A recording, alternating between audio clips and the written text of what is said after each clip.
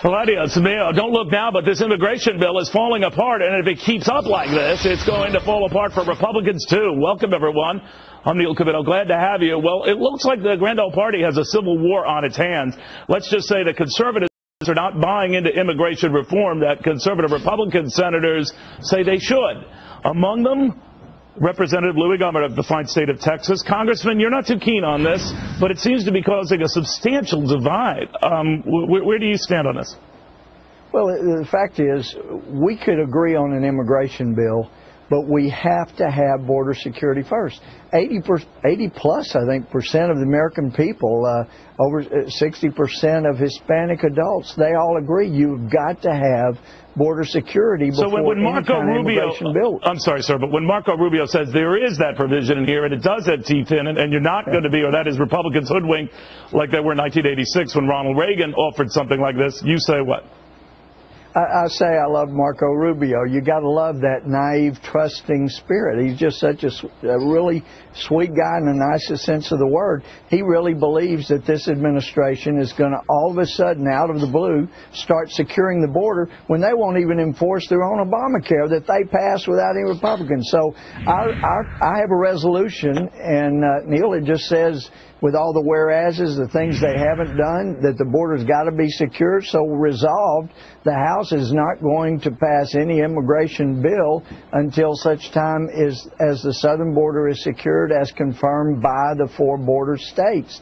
That's what we need. And once that border is secured, as confirmed not by Janet Napolitano, we couldn't trust that, but by the border governors or the legislature, whatever they want to do, then we can move forward very quickly on the rest of this immigration bill. But we can't trust this immigration to maybe the president will all of a sudden for the first time really start following the law when it comes to security of the border. So you don't buy the so-called teeth into the law that the enforcement of the border comes first. You think that, fool me once, don't even think about fooling me twice. Where you're coming from, right? I believe it's in the law, Neil, that the Senate has passed, but this president already has secured the border in the law. That is part of his obligation, and he is not doing it.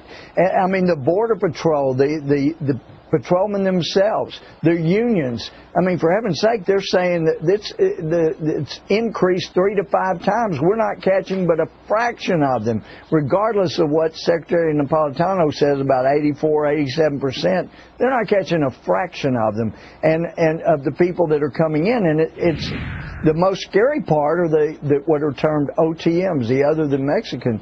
We don't worry about Mexicans coming in to create problems. I welcome Hispanic immigration, but it needs to be legal, and we have got to root out those people who are coming in illegally that want to destroy the country. We've got to secure the border. Once the president will do that, we'll work out an immigration bill just immediately thereafter. That will not be a problem. There won't be a civil war.